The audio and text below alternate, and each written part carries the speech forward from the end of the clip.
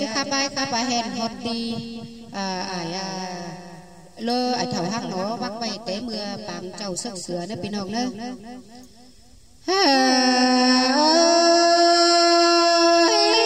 cầm đeo trắng cười đàn đón pin hối đây nữa trắng cười soi đàn đầm thì chầm đây nữa hòa có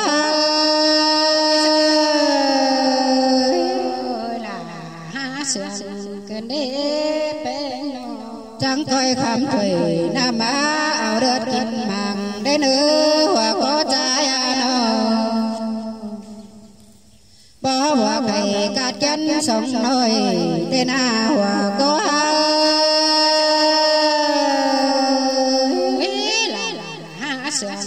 cơn đế ba mà sen chặt háo lấy mương bùn đến song háo hên dệt hơn bề mà để nữ quần em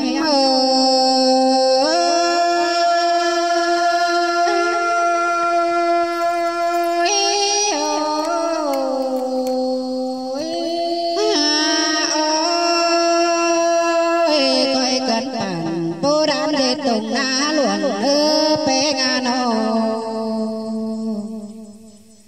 ya ba pe khám đùa nông trắng coi khám xiêm đến nữ hòa cô trai ơi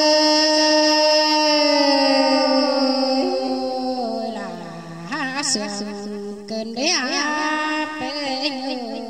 an ba đùa xiêm cốt đán hình tê đế nông hạc là trai nữ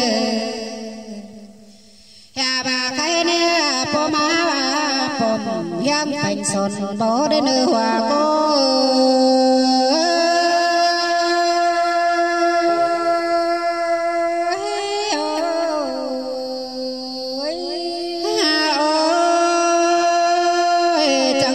tồn ma nhan tinh hình cái phùng đen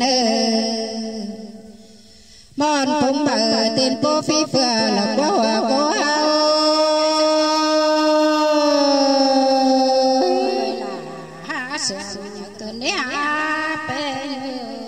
ba nó mòn đầy nó đầy tìm hồ lại hốt tìm hơn ăn lo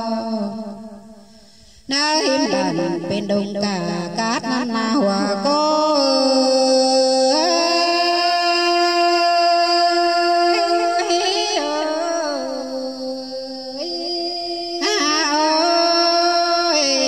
na cái bên đi có bảo hết xài sang nữa nông là trái nữa ya ba bề cài ba hết tốt là sang nữa hót bên pom pap nam tâm càn đến nữ hòa có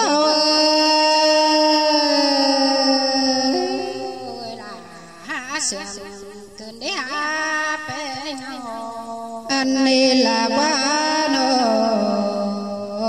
bị đô nơi mi bỏ lao sợ xiêm tê lao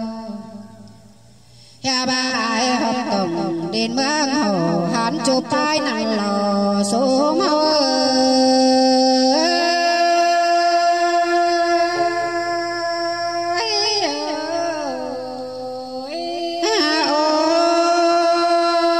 tay lao cánh phượng tay má giáp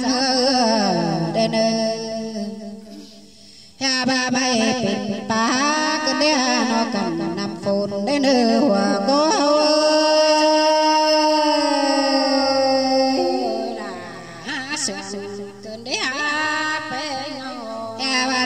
bỏ lầy đứng tê đồ quảng phan mà pin bương lên hay na cầu quang na lên pe nga mi hơn mở lại thảm để nơi dài có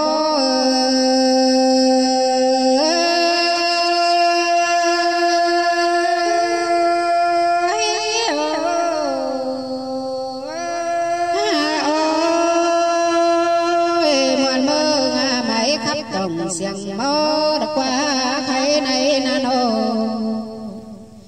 nhìn xa nhìn trái sẽ tồn điện là quá ơi nô hè bà buông đồ hao nhớ sừng đó quá nô là hao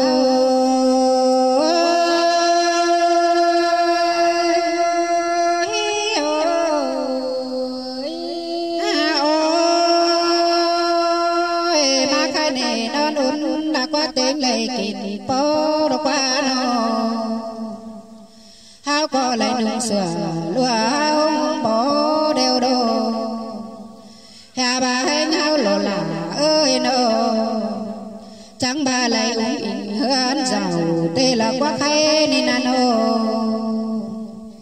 song hao ơi thầu cơn bên có nôm đen hình to đôi nhớ khẩn cô phơi xa nó nhóm đằng để nữ hòa có